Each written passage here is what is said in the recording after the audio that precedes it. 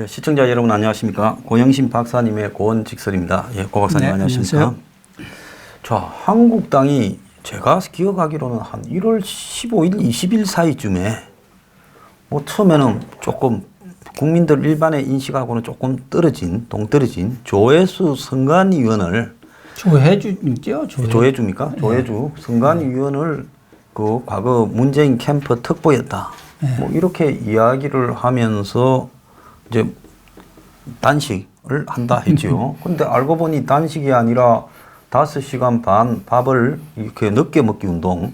그러니까 뭐 조금씩 늦게 먹어요. 8시 먹는 사람이 뭐 한 10시 먹으면 되고 6시 먹던 사람이 8시 먹으면 되는 거고 그다음에 점심을 갖다가 2시에 먹으면 되고 그래서 밤 늦게 먹기 운동을 갖다가 마치 단식하는 척 하면서 그것도 밖도 아니고 국회 안에 계단이에요.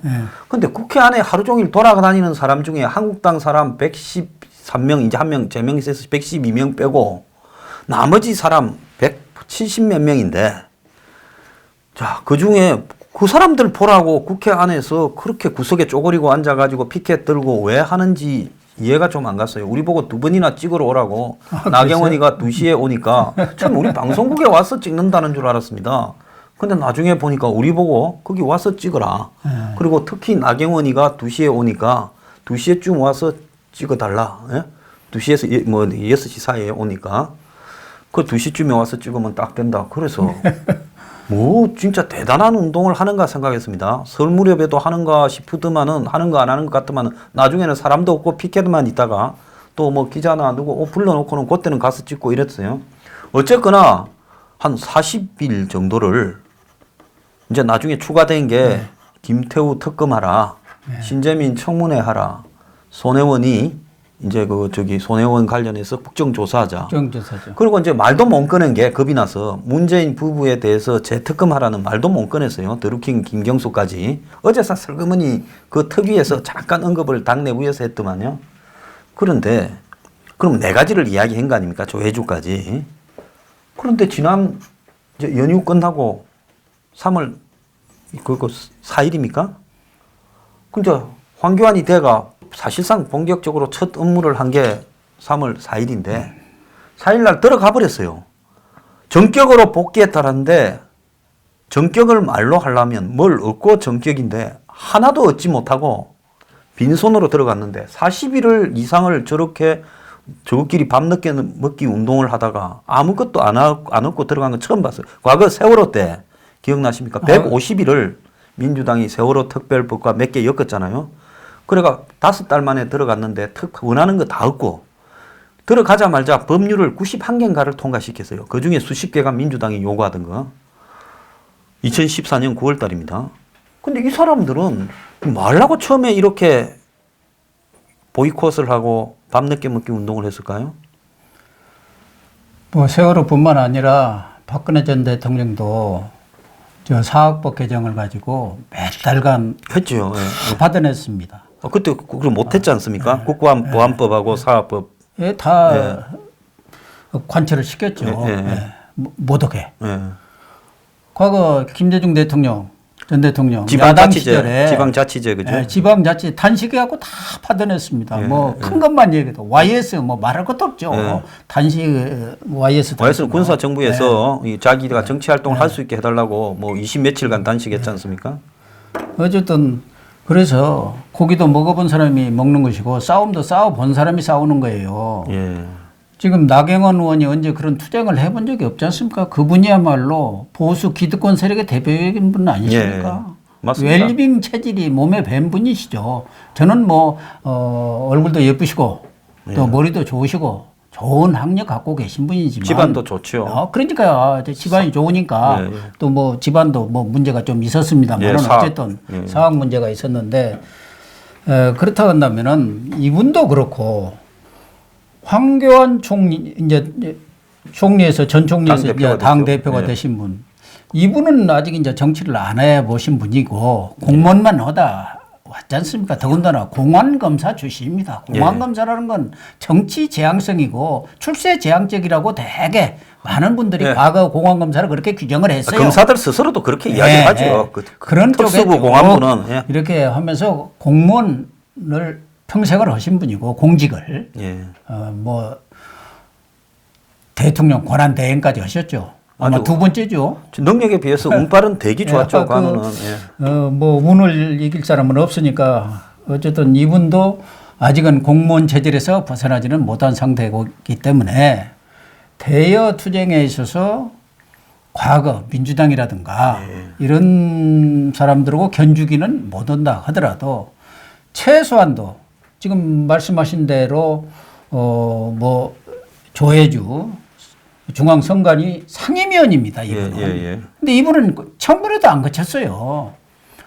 청문회도 없이 한 거예요. 지금 8명이 장관급만도 8명이 청문 보고서 채택 없이 문재인 대통령이 그냥 임명을 한 거예요. 그래서 사실은 국회 인사청문회라는 게 사실은 이제 유명무실화가 된 거예요. 아니, 무시해버리도 아무런 손을 못 대는 거니까. 과거에는 그래도 언론이라든가 여론에 문제가 된 분들에 대해서는 청문 보고서를 채택을 못하면은 뭐 한두 번 정도 자기가 꼭 써야겠다는 분 외에는 거의 임명을 하지를 않았어요. 밥 먹듯이 이렇게 밀어붙이진 않았죠. 막무가내로 그래 뭐 청문 보고서 채택 안 했으니까 우리는 법적 절차로 며칠 후에 이거 해주셔야 해갖고 그 기간 지나면 딱 임명하는 일은 별로 없었어요.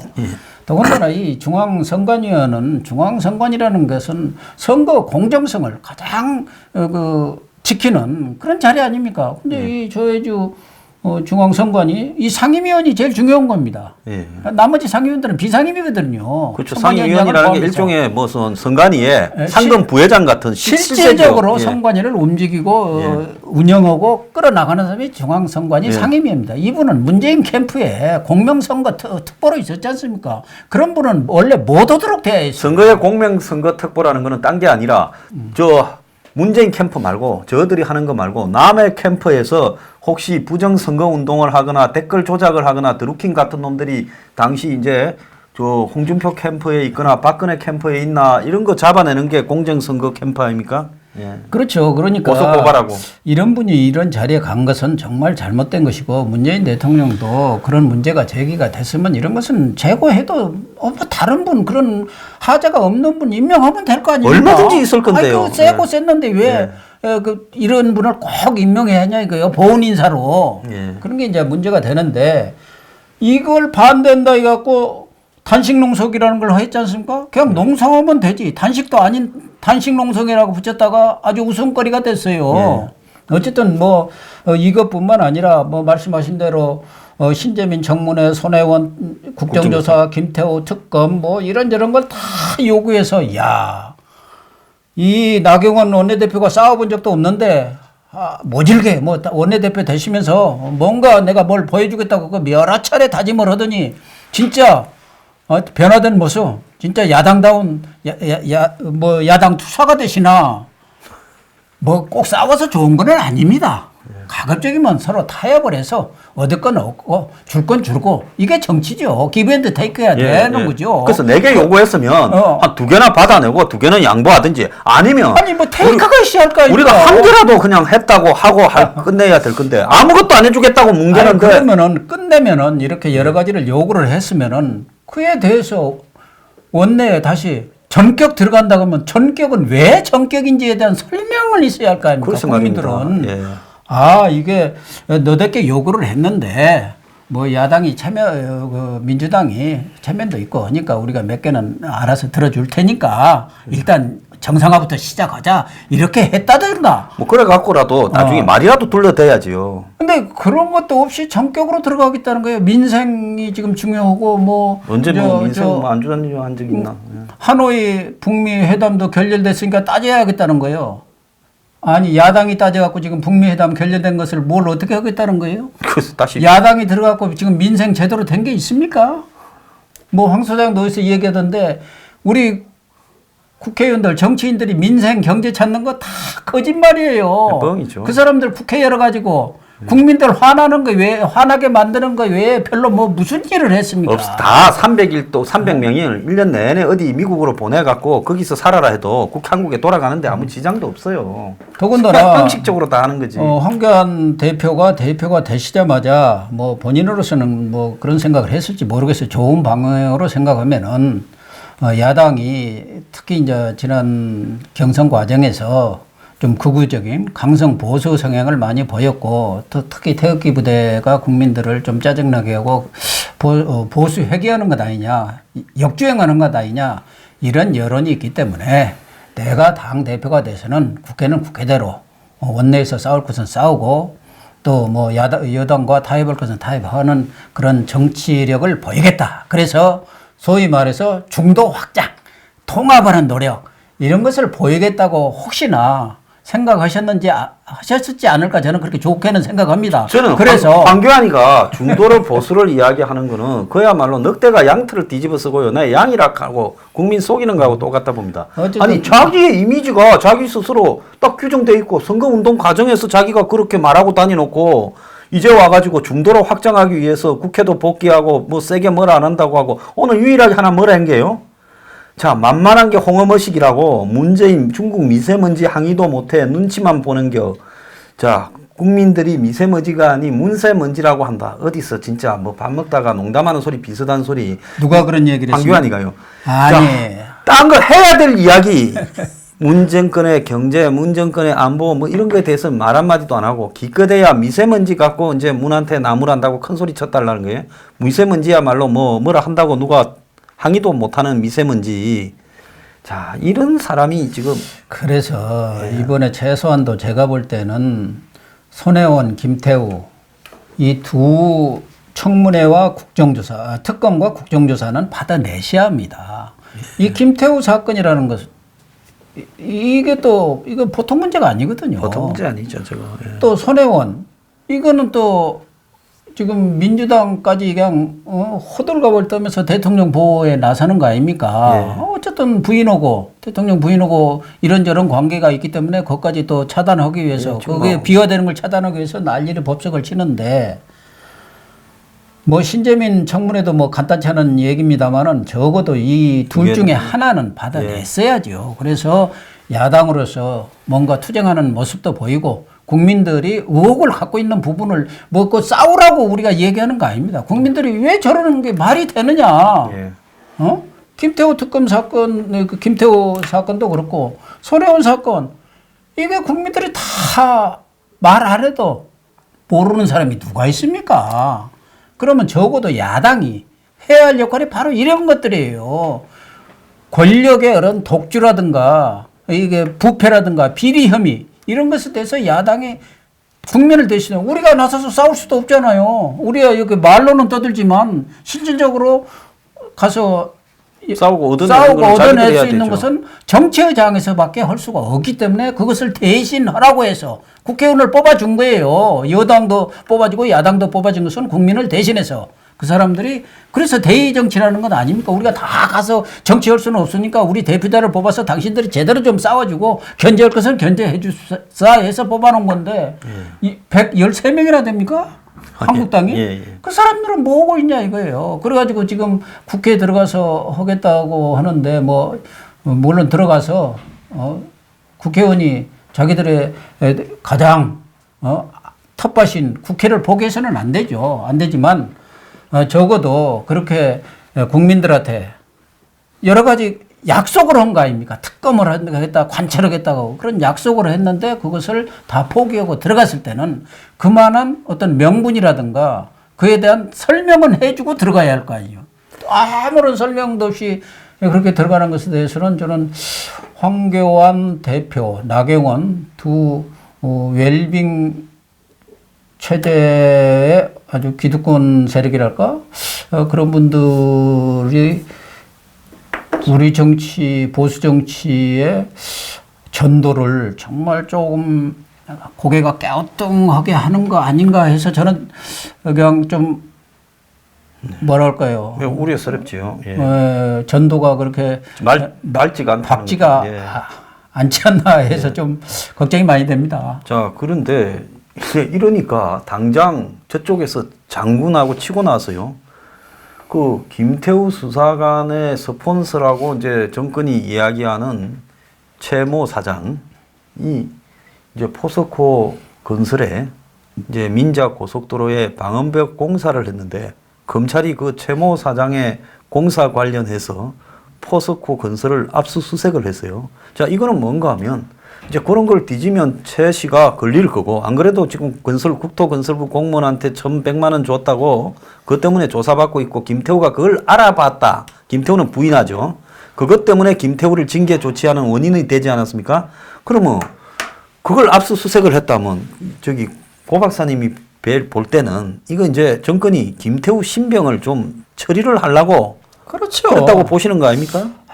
정말 이 정부 들어서 가장 먼저 개혁돼야 할 것이 사실은 검찰 아니겠습니까? 검찰의 권력, 뭐 우리가 흔히 검찰은 권력의 신여다, 충견 역할을 했다, 호위무사 역할을 했다. 그게 과거 검찰이 갖고 있는 오명인데, 문재인 대통령도 과거 대표 시절, 후보 시절에도 검찰의 개혁이 가장 이리적인 과제라고 이렇게 얘기를 했는데, 지금 검찰의 모습이라는 게 과거 군사정권, 보수정권의 검찰과 뭐가 달라진 게 있느냐. 정권의 어떤 앞잡이 노릇 이런 것을 하고 있다고 많은 국민들이 생각하고 있는 게 사실 아닙니까? 물론 뭐 잘못된 과거 적폐도 청산을 하고 그런 데에 대해서 많은 또 검사들이 애도 쓰고 노력을 한 점도 있기는 하지만, 그러나 지금 검찰이 하는 행태를 볼 때는 전혀 달라진 게 없다. 달라진 게 아니라 하나도 달라진 게 없고 과거보다도 오히려 더 했으면 더한 것 아니냐. 이런 생각을 가진 사람들이 또 많아요. 그러니까 김태우 전 수사관의 문제 폭로한 그 내용들에 대해서 제대로 된 수사를 뭐 한 게 없잖아요. 없죠. 김태우 수사관이 한 그 본질적인 내용. 그건 저리 가버리고. 옛날에 박근혜 때 우병우하고 똑같아요. 우병우 민정수석 때 정윤의 문건에 나와 있는 그 본질적인 내용들, 국정을 농단하고, 뭐 십상시가 어쩌고 저쩌고, 그때도 권력순위 1위가 최순실이라는 게 다 나와 있었어요. 우병우 다 모른 척 했잖아요. 그리고 곁까지 아무것도 아닌 문서 유출 사건으로 이걸 몰아가지고 다 쫓아내고 조용천이다, 박관천이다, 다 이렇게 만든 거 아닙니까? 근데 이 정부 들어와서도 김태우 수사관이 폭로했던 여러 가지 비리 문제에 대해서 단 하나 뭐 얘기한 게 없잖아요. 백원우 비서관도 다 관련돼 있는데 그 사람은 지금 더불어민주당 인재영입위원장 지금 거론되고 있지 않습니까? 그런 사람들은 뭐 소환조사 한번 한 적이 없어요.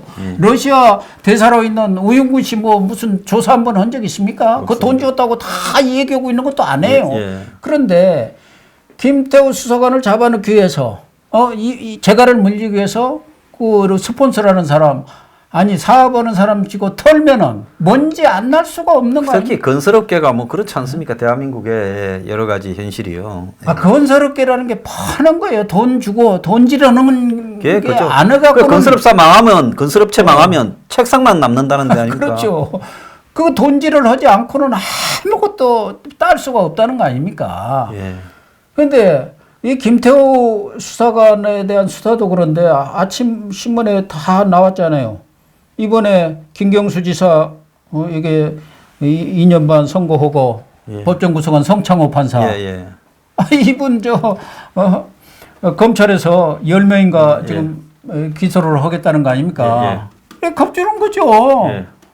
미운털이 바뀐 거예요. 성창호 판사. 그 양반 지금 지방지법도 아니고 어디 동부지법인가 어디 다른 데로 가 있지 않습니까? 이분도 아주 이게 법원 내에서는 가장 엘리트 판사고 아주 실력이 인정받는 그런 판사 아닙니까?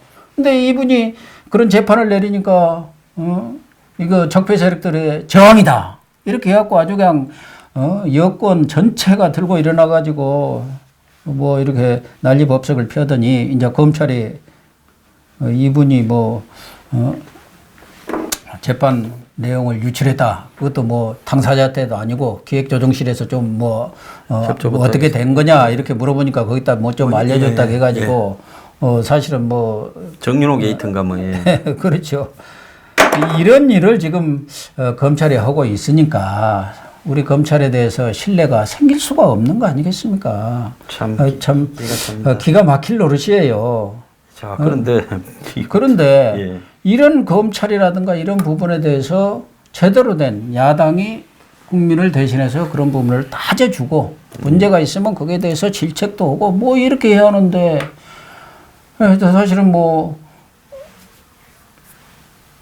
이 황 대표님 뭐 지난번 대표 출마사라든가 당선된 뒤에 이 말씀하시는 거 보면은 강력한 대외 투쟁을 할 것처럼 얘기를 하시던데 뭐 꼭 투쟁만이 능사는 아닙니다만은 지금 이렇게 문제가 제기되고 있는 부분에 대해서는 대표로서 뭐 지금 국회의원이 아니시니까 아마 원내 문제는 나경원 원내대표한테 뭐 일임하고 계시는지는 모르지만 두 분이 그래도 당대표, 원내대표가 이런 국회 전략이라든가 이런 것들도 제대로 짜가지고 사실은 이번 3월 국회가 언제 이제 제대로 가동이 될지는 좀 두고 봐야겠습니다만은 구체적인 그 일정 협의에 들어가서 이런 것들이 국정조사라든가 이런 것들이 이루어질지 어쩔지는 봐야겠지만 아마 제가 볼 때는 제 첫 번째 시험 문제 말하자면 황교안 정치력을 처음 시험해 볼 수 있는 무대가 바로 3월 국회라고 보는데 그 부분에 대해서는 저는 좀 기대는 사실은 갖고 있습니다. 기대는 갖고 있는데 최근 돌아가는 그런 상황으로 봐서는 역시 웰빙 체질들이구나 하는 우려감을 또 떨치지 못하고 있어요. 하나 좀 웃기는 거는 한국당이 저도 어제 밤에 늦게 살았어요. 3월 4일 날 최고위원회를 열어가지고 4.3 재보선에 대해서 공천을 했는데 그러면 4.3 선거 때 여러 개가 있는 것도 아니고 전에 고 박사님께서 이야기했듯이 보성 통영, 그렇죠. 창원 성산 딱 2개 있어요. PK 지역에. 경남에 딱 2개 있는데 이 2개 있는 공천에 공천장을 주고 최고위원회에서 결정을 했으면 그걸 갖다가 대대적으로 보도를 해야 될 건데 저는 그것도 모르고 어제 아침까지 이미 공천한 거를 황교안이 좀 출마해라. 왜?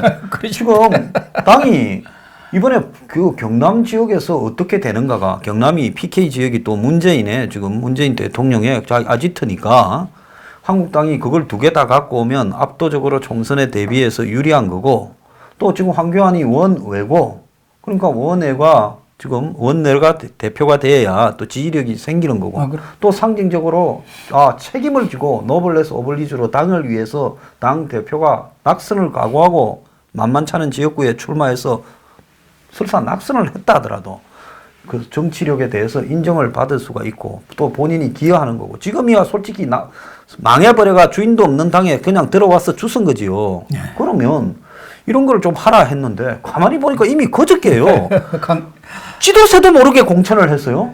그래서 경남도민 일보가 하는 데서 보도해놓은 거를 봤어요. 그리고 경남도지부가 공천이 강기훈 전 의원으로 확정됐다고 발표를 했어요. 그럼 3월 4일 날 한국당이 최고위원회를 열어서 사실상 첫 번째 최고위원회 처음에 이제 뭐 당선 다음 날은 그 상견례 거고 뭐 결정한 최고위원회가 이날 처음인데 그러면 그걸 대대적으로 보도해야 될 건데 오늘 아침에서야 중앙 언론에 뭐 재보선 기사 나오면서 이름 나왔어요. 이 정말 왜 저런다고 보십니까? 저건 너무 졸렬한 방식이 아니냐는 거죠.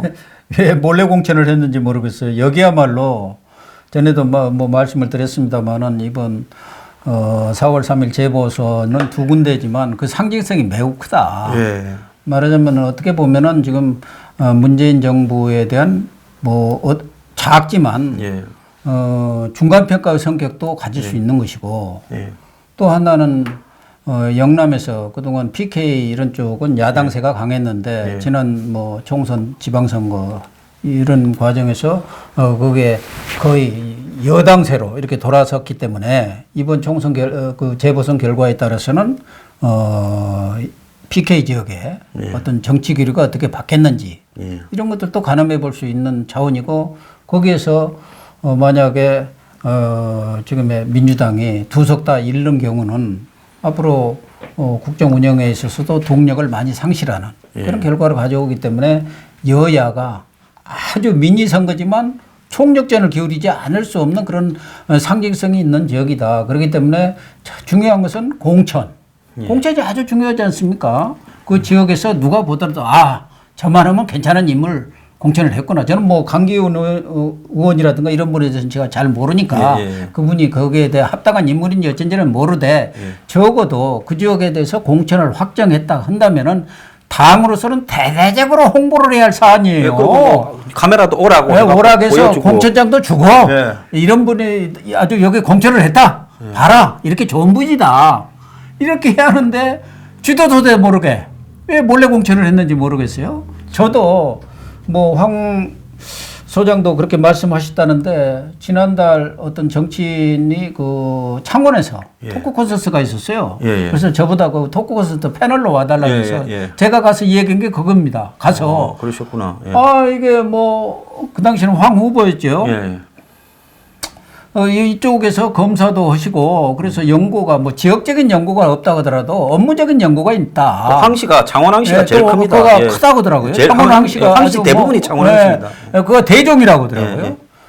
그래서 황교안 그런 후보가 당에 기여도가 없다고 지금 욕을 먹고 있는데 김병준 비대위원장도 그때 그랬잖아요. 기여도가 없는 분이라고 그래서 안 나왔으면 좋겠다고까지 얘기했는데 황 후보가 여기 나와서 황 전 총리 당시는 전 총리였으니까 전 총리가 그런데 여기 나와서 이렇게 당선이 되면은 당에도 기여하고 또 본인도 정치를 시작하는 데서 금배지를 달고 하는 것도 그냥 원회에서 하는 것도는 천양지차다.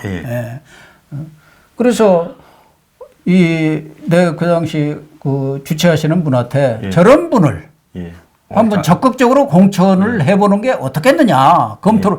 그러니까 거기에 한 1000여 명 왔었어요. 아주 박수 소리가 좋다고 막 그러더라고요. 야, 그 아이디어입니다 하고 막 많은 청중들이 아이고 아이디어라고 뭐 나한테 아이고 좋은 말씀 나 끝나고 나서도 아유 좋은 아이디어를 내셨습니다. 그래서 야 혹시 또 내가 그냥 한번 해본 소린데 그럴 수도 있겠다 했는데 그쪽에 이렇게 몰래 공천을 했다는데 아마 그러한 당내의 여론이 좀 부담스러우니까 황교안 대표께서 쓱 공천을 해놓고 기정사실화 시켜놓고 그런 거 아닌가 그렇게 뭐 그런 생각도 드네요. 그런 생각 저도 많이 듭니다. 그런 얘기 이런저런 얘기가 나오는데 아니 뭐 또 누군가가 나서가지고 당내에서 아니 황 대표가 한번 나가십시오. 이렇게 하면은 또 참 코너에 몰릴 수가 있지 않습니까? 그러니까 사람들 잘 시켜가지고 되기 전에 딱 짜가지고 그냥 공천 이렇게 결정해놓고 도지부에서 살금살금 알려가 국회의원들끼리 합의해갖고 하는 형식으로 취해서 그래서 이렇게 우리가 하기로 했으니까 최고위원회에서 승낙해 주시오니까 몰래 싹 이렇게 공천한 거 아닐까요? 언제부터 정당이 그래 공천했는지 모르겠어요. 참 좀 떳떳하게 살았으면 좋겠습니다. 자 오늘 이 녹화 수요일 날 하고 있는데 1심에서 뇌물횡령으로 15년을 선고받은 이명박 전 대통령이 보석을 조건으로 이렇게 풀려난다라고 지금 해요. 그래서 작년에 3월 22일 날 구속된 지 근 1년 349일 만에 지금 풀려난다는데 주거지를 자택으로 제한하고 접견 통신 대상도 제한하면서 자택 구금과 유사한 조건으로 지금 이 MB 스스로가 청구한 보석을 허가한다고 밝혔거든요. 자, 그래서 뭐 구속 만기가 다가온다 해서 보석을 할 타당성이 있다는데, 아니, 박근혜 전 대통령 같은 경우에는 구속 연장을 해서라도 했는데, 자, 이거 뭐, 순수하게 봤을 때, 왜 이 대목에서 풀어줬을까 하는 부분이, 한간에 좀 이런 이야기가 있었지 않습니까? 봄이 오면, MB하고 박근혜를 차례대로 풀어줘서 어떠한 행태로든 지금 야권에 그러지 않아도 뭐 사공도 많고 복잡한 저 한국당의 자중 질환을 좀 유도할 수도 있다는데 굉장히 의외로 지금 읽히고 있거든요. 어떻게 보십니까? 그동안 뭐 MB 이명박 전 대통령은 지금 구속 상태에 있는데 수면 무호흡증 그런 거 여러 가지 또 뭐 무슨 당뇨도 있고 그래갖고 건강이 극도로 악화되어 있다. 그래서 돌연사할 가능성이 있다. 그래서 MB 측에서는 이러다가 감옥에 있다 죽을 수도 있는데 좀 건강을 감안해서 예. 말하자면 보석을 해달라. 이게 지금까지 알려져 온 내용이에요. 예, 그렇습니다. 말하자면 건강상의 이유로 예, 예. 전직 대통령이 감옥에서 돌연사해서야 되겠느냐. 예, 예. 일종의 어떤 국민적 동정심도 예, 예, 예. 일으키는 그런 차원에서 프로파간다 그렇게 홍보를 했는지 모르지만 대다수 사람들이 저분이 나오는 것은 예. 너무 이제 고령인데다가 건강이 나쁘니까 아마 법원에서 병보서로 예. 이렇게 나올 가능성이 있겠구나 이렇게 생각을 했는데 예. 지금 나오는 것은 나오는데 예. 재판부가 오늘 보면은 병보석은 아니고 건보석이죠. 건강상은 별 문제는 없다. 다만 4월 8일이 예. 구속 만료 기간인데 그 이전에 지금 항소심하고 있지 않습니까? 예, 예. 1심에서 예. 그러니까 1심에서는 15년을 받았고 예, 예. 그렇기 때문에 항소심이 그때까지 끝날 가능성이 없다. 그러면서 뭐 증거 인멸이나 도주 우려도 없고 그러니까 말하자면 자택으로 예. 거주 제한을 해서 풀어준다. 그러니까 병보석으로는 아무 관계가 없는 거예요. 그렇죠. 건강은 나빠가지고 거기에 도저히 구속 상태에 있을 수가 없기 때문에 내보내는 게 아니고 말하자면은 이제 그 구속 만료 기한이 다가오니까 내보낸다는 거거든요. 그거는 일반적인 이렇게 판단으로는 이해가 안 가죠. 그리고 지금 도대체 왜 이렇게 온정을 베풀까 느닷없이. 그래서 느닷없잖아요. 네. 그리고 이제 또 한편으로는 MB가 뭐 보석으로 나왔다가 또 형이 확정되면 다시 들어갈 거라고 보는 사람이 별로 없지 않습니까? 왜냐하면 박근혜, MB, 이명박 두 사람 다 최종적으로 형을 확정한 다음에 정권이 어떤 식으로든지 또 사면해서 풀어주지 않겠느냐고 다들 그렇게 보고 있잖아요. 그 사람들이 33년을 살다가 뭐 옥사하거나 그 사람들이 무슨 15년을 살다가 MB가 78인데 15년이면 90세시고 박근혜 전 대통령이 지금 68인데 33년이면 100살 가까이 100살이 넘어요. 그러니까 두 사람 다 옥사할 일은 없다라고 다들 알고 있는데 MB를 지금 풀어준다는 거는 이제 이 사람은 사실상으로 이제 밖으로 나와서 다시는 더 구속될 일이 없이 그냥 감옥에 들어갈 일은 없는 것이죠. 예, 그렇게 보시죠. 예. 물론 기본적으로 예. 전직 대통령들도 잘못이 있으면 법의 심판을 받는 건 당연합니다. 예. 뭐 재임 중에는 그런 것을 할 수가 없기 때문에 이제 재임 외에 재임이 끝났기 때문에 그에 따른 법적 심판을 받는 건 당연하고 그렇다고 하더라도 전직 대통령을 2명이나 감옥에 이렇게 가두는 것은 장기간 그것도 나라의 품격이라든가 모양새가 좋지는 않습니다. 세계 어느 나라에 맞습니다. 단죄를 하는 것으로 그 사람들은 대통령으로서의 그런 전직 대통령의 명예라는 것은 완전히 끝난 겁니다. 정치적으로도 끝나고 명예라도 끝난 걸 그걸로서 단죄를 하는 것이지.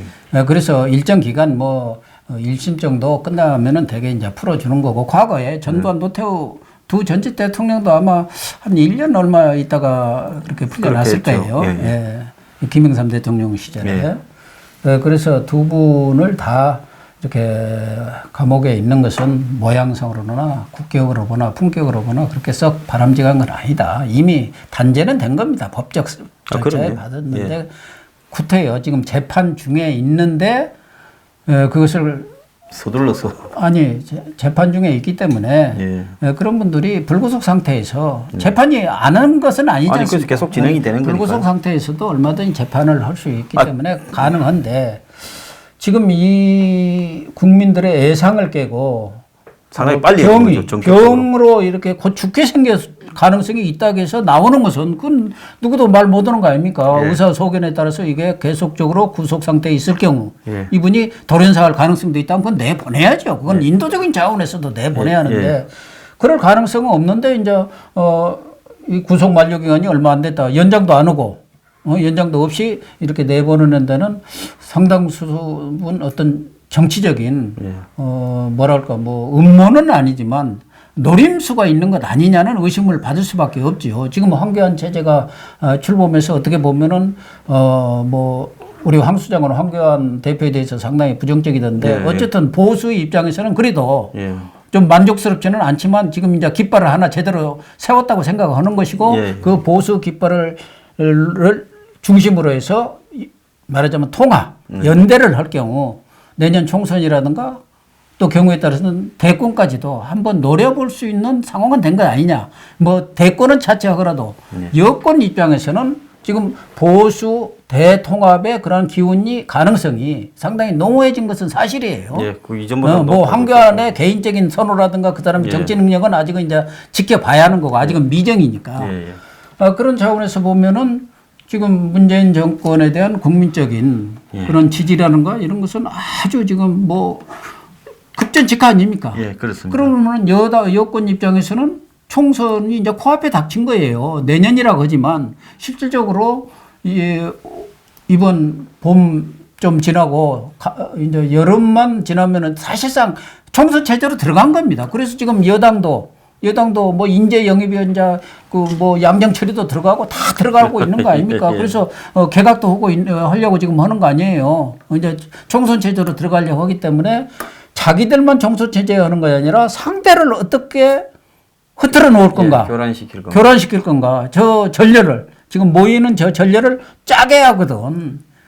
그런 차원에서 본다면은 MB 세력도 사실은 현재 한국당에 대해서 그렇게 썩 우호적인 세력도 아니고 또 조금 이따 이제 나올지 어찌 모르겠습니다만은 박근혜 전 대통령도 지금 한국당에 대해서 우호 세력이 아니잖아요. 언제든지 TK 자민련을 만들 수 있는 잠재력이 있는 분이에요. 있죠. 예.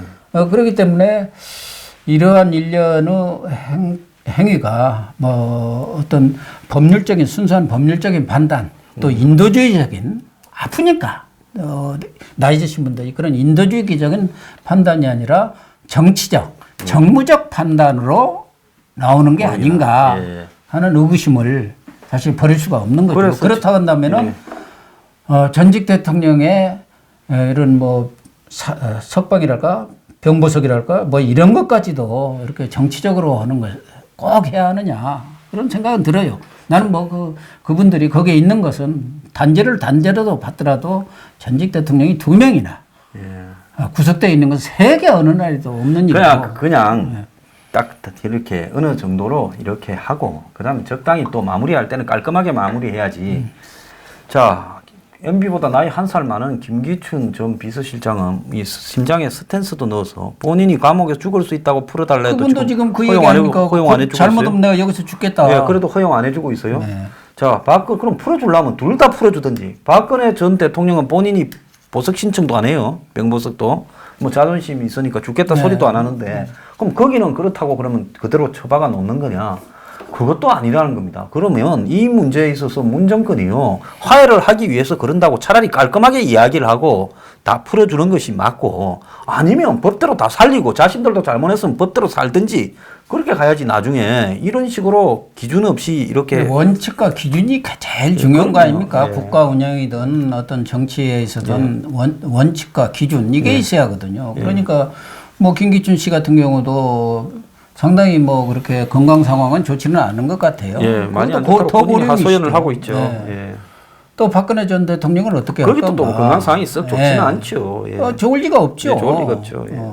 그러면은 그런 부분에 대해서 어떤 원칙을 가지고 접근을 해야 하는데 이런 우리 같은 이런 국민들의 입장에서 볼 때는 너무 정치적인 그런 그 석방이 아닌가 그런 차원에서 이렇게 볼 수밖에 없기 때문에 꼭 그렇게 해야 하나 정치를 나라 운영을 그런 식으로 해야 하나 참 지금 뭐 남북 관계고 뭐 여러 부분에 있어서 과연 이 정부가 어떤 전략과 원칙과 목표를 가지고 운영해 가는지를 알 수가 없어요. 저 같은 사람들 평생 저도 뭐 정치부 기자를 하고 언론 생활을 했는데도 불구하고 굉장히 전문가시죠. 과연 이 정부가 어디로 끌고 가려는 것인지 최종적인 목표가 뭔지 그런 공감대가 형성이 돼야 있는 거냐 국민들한테 그냥 자기들의 생각 자기들의 희망사항 이것만 가지고 끌고 가는 건 아닌가